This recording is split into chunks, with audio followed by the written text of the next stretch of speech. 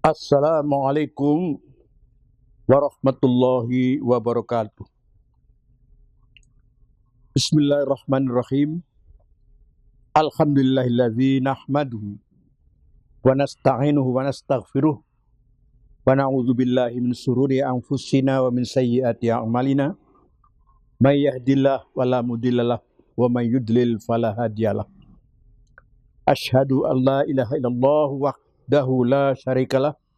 Asyhadu anna Muhammadan abduhu wa rasuluh. Allahumma salli wa sallim ala Sayyidina Muhammadin wa ala alihi wa sahbihi ajma'in. Pertama marilah kita memanjatkan puji syukur kehadirat Allah Subhanahu wa Ta'ala yang masih berkenan melimpahkan kasih sayangnya kepada kita, mengantarkan kita hidup sehat, dan dengan berbagai karunia Allah kita dapat memanfaatkan kesehatan dan kesempatan yang diberikan Allah untuk mendekatkan diri kepada Sang Pencipta Khalik yang menjadikan kita dan merahmati kita dan selalu memberkati kita. Selawat beriring salam dan sampaikan keharibaan junjungan kita Nabi besar Muhammad SAW. Pada kesempatan ini, dengan memohon ridho Allah Subhanahu wa Ta'ala dan hormat yang setinggi-tingginya kepada mursyid kita, al-ustadz kita yang senantiasa memberikan bimbingan dan tuntunan kepada kita. Hari ini kita berbincang melalui TV Jabal Qubais adanya dua sikap perilaku penduduk bumi yang berkompetensi antara pengharap rahmat Allah dan pengundang murka Allah. Tentu kita menjadi tanda tanya ya. Kok ada kompetisi, ada semacam persaingan terus, perlombaan kekuatan sikap dan perilaku manusia sebagai penduduk bumi ini. Yang satu muncul sikap dan perilaku yang mengharap rahmat Allah.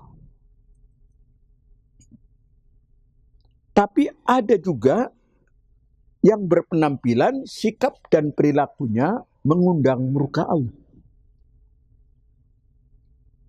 Tatkala kami menyampaikan kepada jamaah, jamaah bertanya kepada saya, Ustadz, kira-kira lebih banyak mana ya antara yang mengharap rahmat Allah dengan yang mengundang murka Allah?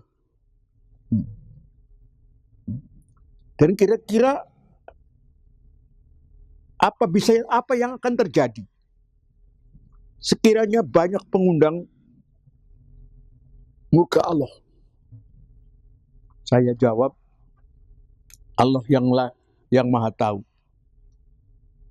Tapi gejala-gejalanya nampaknya persentase itu ada orang mengatakan kayaknya berimbang antara yang mengharap rahmat Allah 50% penduduk bumi ini.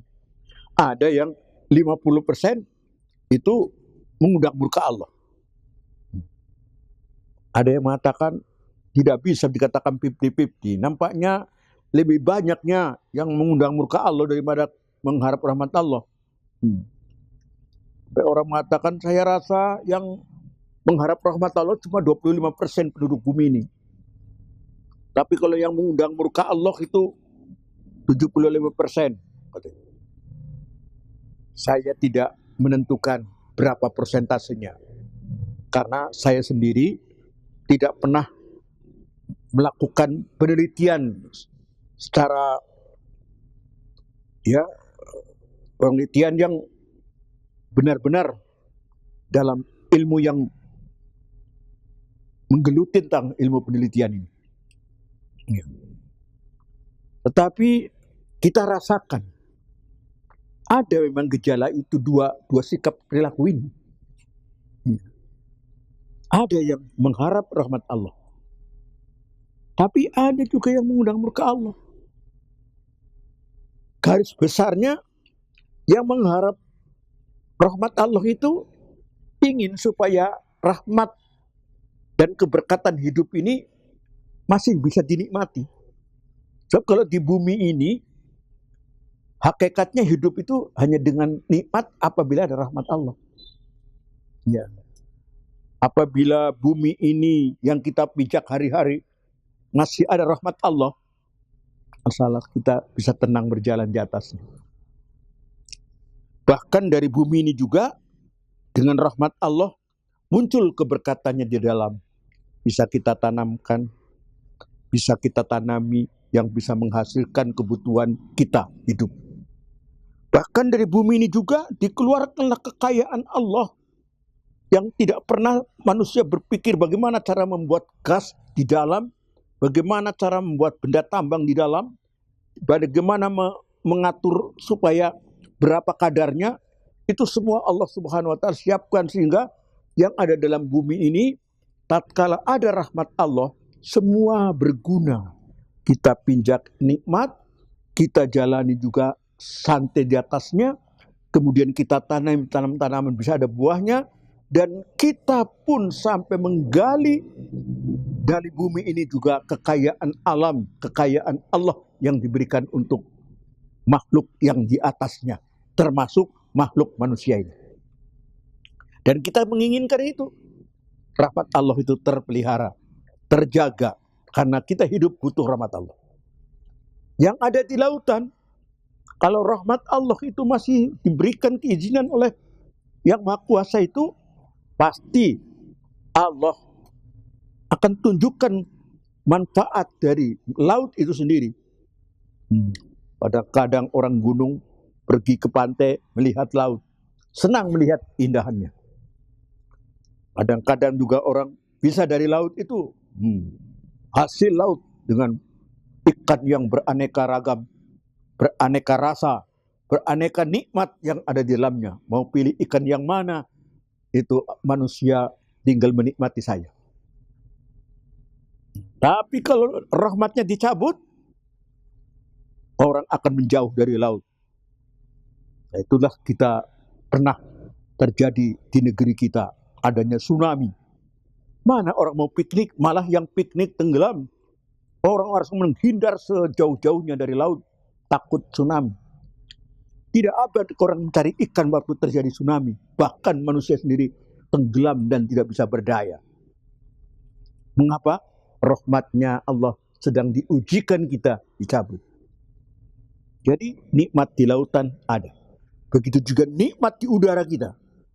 Udara yang kita hirup dengan tiada terbatas, berapa kenikmatan yang kita bisa hirup dari nikmat yang ada di udara ini. Napas kita menghirup oksigen sebanyak-banyaknya. Tanpa batas, tanpa harga lagi menghitung. Kita baru tahu nanti kalau masuk rumah sakit, sudah masuk ke dalam ruang IC, maka disuruh menghisap oksigen 1 tabung, wah sudah berapa harganya, berapa tabung. Kita enak saja menghirup bebas udara yang lepas karena rahmat Allah masih ada. Tapi kalau rahmat Allah dicabut dari bumi ini, dari udara ini, maka jangankan kita bisa hidup, mungkin orang mati lemas dan sebagainya dan sebagainya. Bumi, udara, lautan, apalagi juga langit. Langit itu juga merupakan bagian dari alam Allah yang ada rahmatnya juga. Dicarikanlah waktunya hujan, waktunya peredaran matahari dan bulan dan bintang-bintang, itu semua juga masih ada rahmat Allah. Kita tinggal menikmati saja.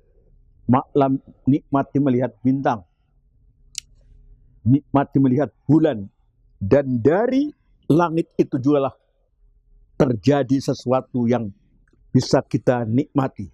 Ada orang yang berjalan melalui ke langit sana, ya, melalui udara lepas, naik pesawat dan sebagainya. Bahkan ada orang yang terbang menuju ke bulan dan sebagainya. Itu semua menandakan waktu rahmat Allah masih ada di langit, kita mendapatkan segala nikmat yang datang dari Allah. Tapi kalau nanti langit itu sudah sama'un fatarat, kalau langit itu pecah, nanti akan terjadi kiamat, tidak ada apa-apa. Inilah maka diperlukan manusia yang kerjanya itu selalu mengharap rahmat Allah terus. Ya, bagaimana supaya rahmat Allah itu langgeng, supaya enak dinikmati itu. Nah, sekarang kita baru berpikir, kalau orang kerjanya mengundang murka Allah, karena murka Allah pasti Allah cabut rahmatnya. Nah, dan ini jelas sudah dijanjikan dalam Al-Quran, surat Al-A'raf ayat 96. Walau anna ahlal qura amanu wattaqau la fatahna alaihim barakatim minas sama'i wal ard walakin kazzabu fa akhadnahum bima kanu yaksibun. Jelas-jelas sekiranya penduduk negeri itu beriman dan bertakwa kepada Allah, pasti kami bukakan pintu keberkatan dari langit dan dari bumi. Walakin kazzabu, tapi kalau mereka mendustakan nikmat-nikmat Allah itu semua, fa akhadnahum, kami cabut keberkatannya itu. Bima kanu yaksibun, disebabkan dari ulah mereka itu. Ulahnya siapa itu? Ulahnya yang orang kerjanya mengundang murka Allah. Nah, sekarang kita lihat, kalau kita ingin menjadi orang pengharap rahmat Allah, maunya kayak apa? Inilah yang dibuka dalam surat Al-Quran, surat At-Taubah ayat 71. Wal mu'minuna wal mu'minat ba'duhum awliya'u ba'din ya'muruna bil ma'ruf wa yanhauna 'anil munkar wa yuqimunas shalah wa yutunaz zakah wa yuti'unallaha wa rasuluh ulaika sayarhamuhumullah innallaha azizun hakim. Apa ini artinya? Orang-orang yang beriman, baik kelompok yang beriman yang laki-laki maupun orang-orang yang beriman yang perempuan, mereka ba'duhum awliya'u ba'd, mereka itu kompak menjadi satu rasa kebersamaan, saling menyayangi, saling melindungi, saling menghargai. Bisa bekerja sama dengan akrab, maka dikatakan awliya'u ba'din. Mereka saling menolong, saling melindungi, saling menyayangi.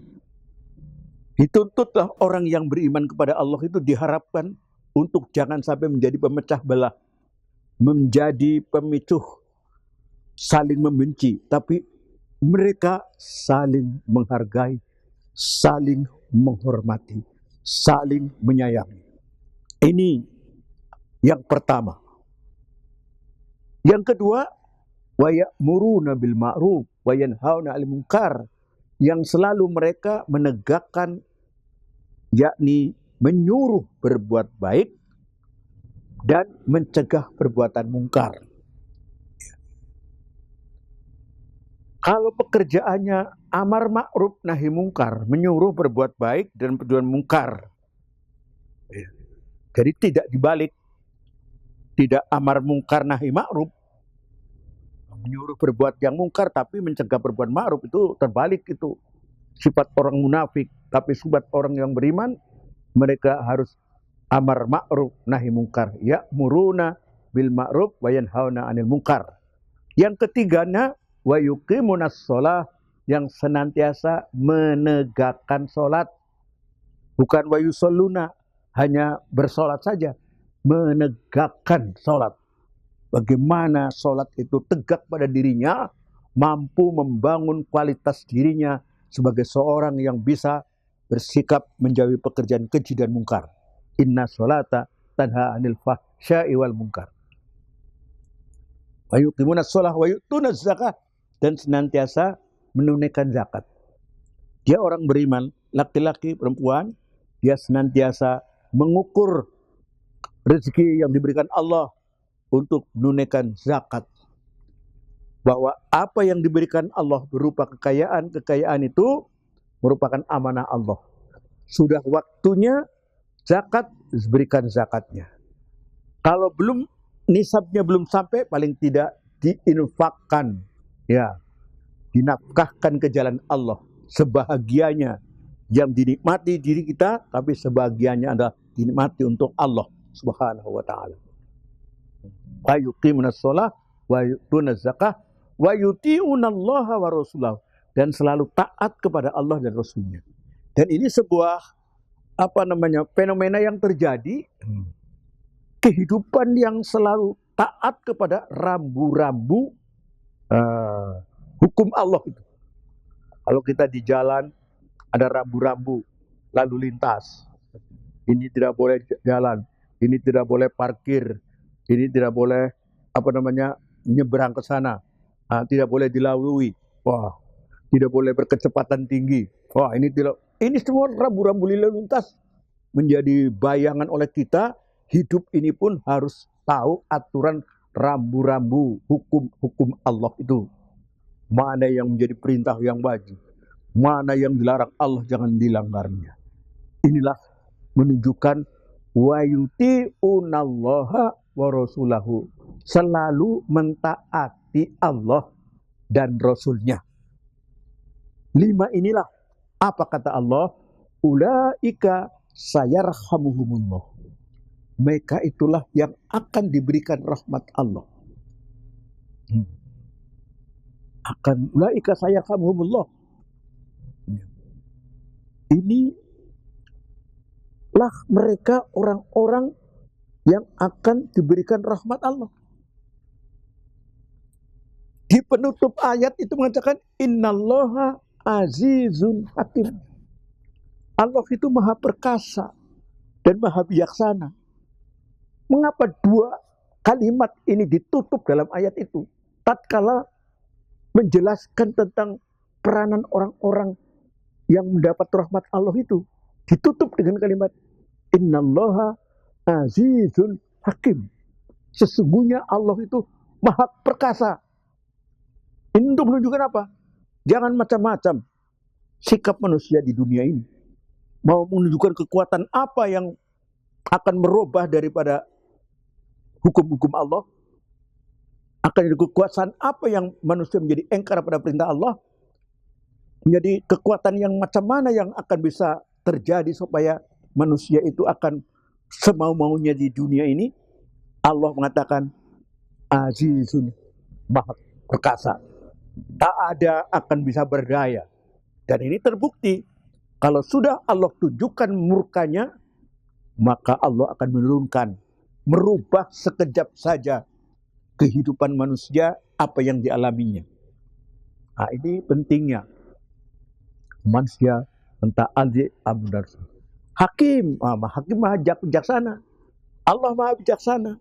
Kadang-kadang ada sesuatu yang memang Allah Subhanahu wa taala pada suatu kondisi banyak juga orang yang berbuat jahat, tapi nanti Allah akan bijaksana. Di tengah-tengah orang berbuat jahat masih adalah orang yang disayangi Allah. Sehingga aturannya murka Allah akan diwujudkan dalam bencana, tidak diberikan bencana itu, ditangguhkan. Ini nanti kita lihat hadis Rasulullah yang mengatakan mengapa sudah banyaknya kemaksiatan, kok tidak dihancurkan saja? Ada banyak rasa ketidakadilan, rasa kezaliman. Kok Allah biarkan saja ya? Bukan Allah biarkan. Allah masih menyayangi, di dalamnya ada orang yang disayangi Allah. Itu saja kuncinya. Oleh karena itu apa kata di dalam hadis qudsi yang terdapat dalam Tafsir Al-Jami' li Ahkamil Qur'an karangan Syekh Al-Qurtubi pada juz 12 yang menyatakan ini ahumu bi azabi ubadi. Saya berniat kuat untuk menjatuhkan azab kepada hambaku. Jadi niatnya gitu, ada cita-cita untuk menjatuhkan azab kepada hambaku. Itu menunjukkan Allah murka. Tapi apa? Fangzuru, saya perhatikan. Yang pertama, umaril masajid. Ada pemakmur masjid. Wa julasail Quran. Ada orang yang duduk-duduk bersama Al-Quran. Majelis-majelis Quran. Wa wildanil Islam. Masih ada generasi yang komitmen terhadap Islam. Masih ada orang mewarisi Islam. Anak-anak muda, generasi muda. Karena ada yang tiga inilah maka fayaskunu ghadabi, redalah marah saya.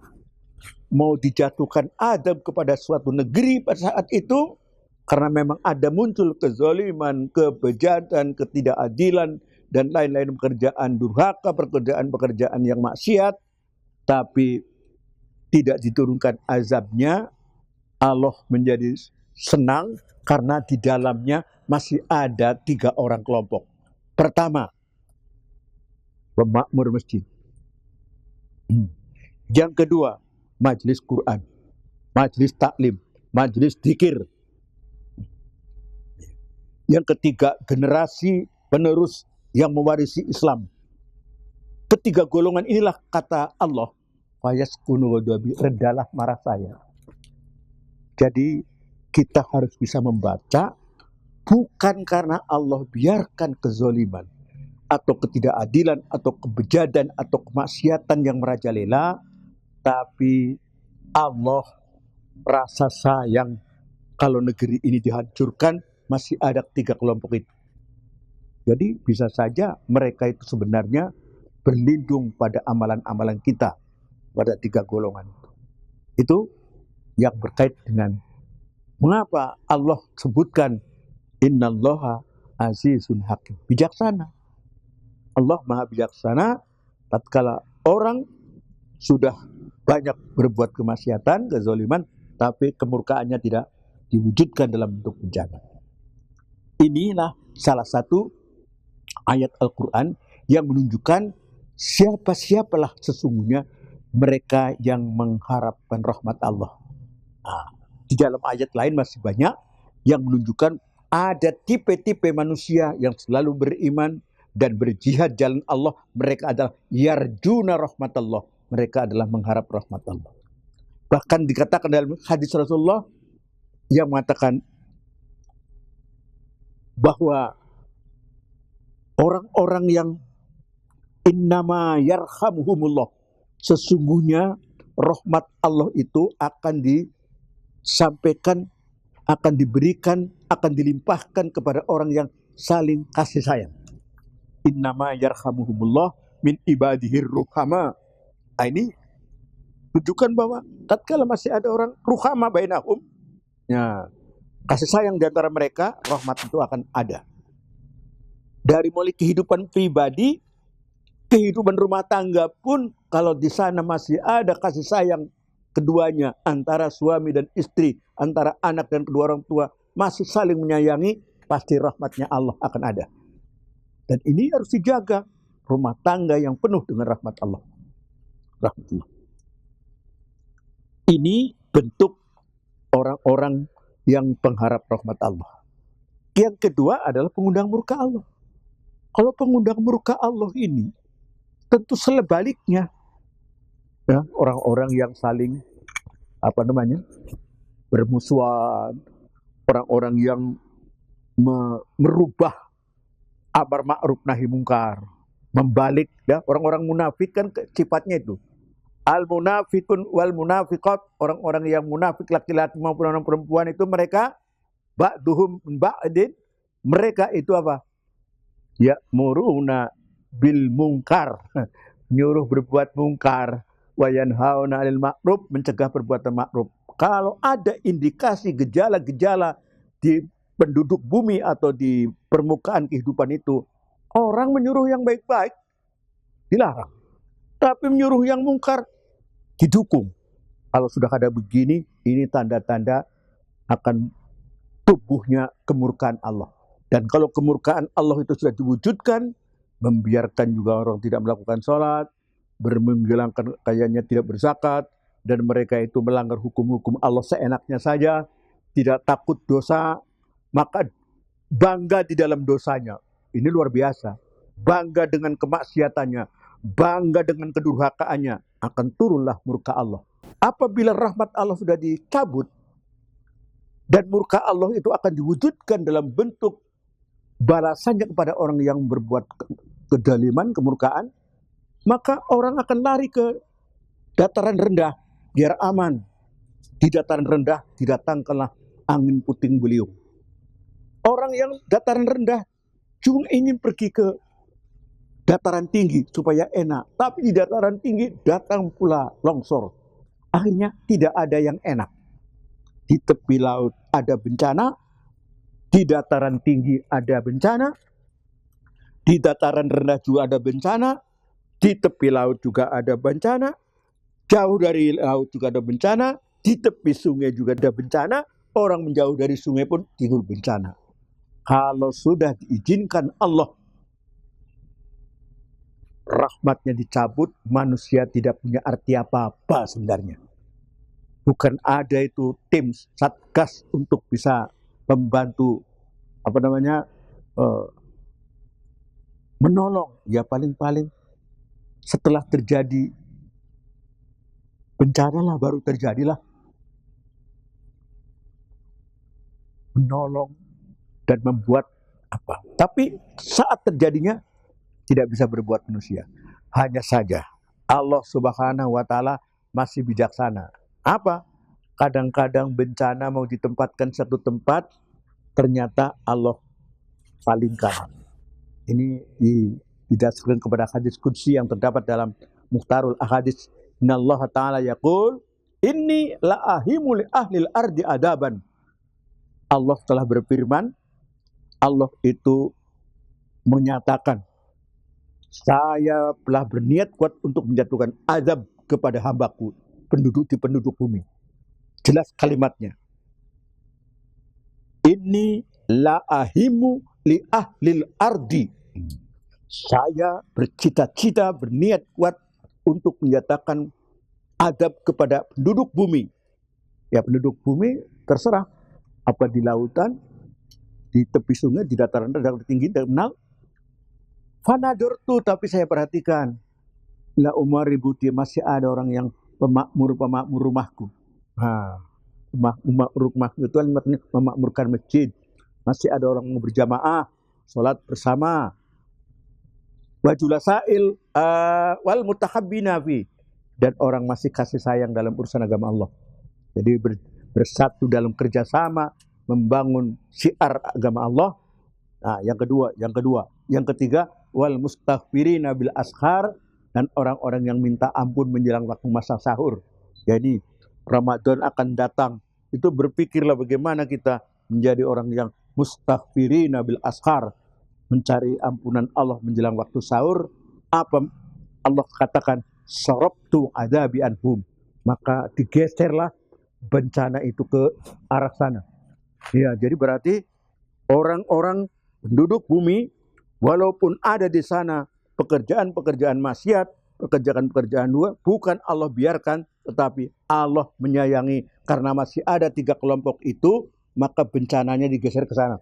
Nah, maka selamatlah suatu negeri itu, tatkala di negeri itu ada rupanya pemakmur masjid, orang yang kasih sayang dalam urusan agama Allah, dan orang yang selalu bangun malam untuk bertahajud, minta ampun pada Allah menjelang waktu sahur. Ya kalau orang puasa, jadi bangun malam untuk bertahajud mohon ampun itu nilainya nilainya tinggi kali di hadapan Allah. Mungkin bagi di sisi manusia kayak tidak ada arti apa-apa, tapi di sisi Allah itu dinilai sekali, menolak bencana. Inilah kompetisi antara sikap dan perilaku yang pengharap rahmat Allah dengan sikap dan perilaku yang mengundang murka Allah. Mempunyai resiko positif. Kalau murka Allah, kalau rahmat Allah ada, kita hidupnya nikmat.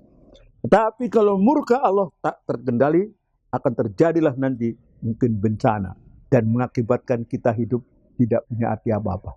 Kita bermohon kepada Allah supaya kita banyaklah penduduk bumi ini yang masih mengharap rahmat Allah Subhanahu wa Ta'ala.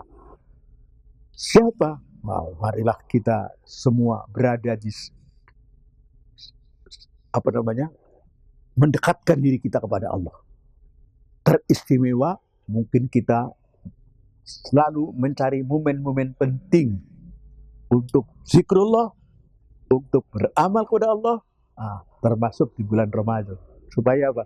supaya rahmat Allah itu tetap terjaga, supaya kita itu masih merasakan nikmat dan nyamannya hidup itu. Billahi taufiq wal hidayah. Assalamualaikum warahmatullahi wabarakatuh.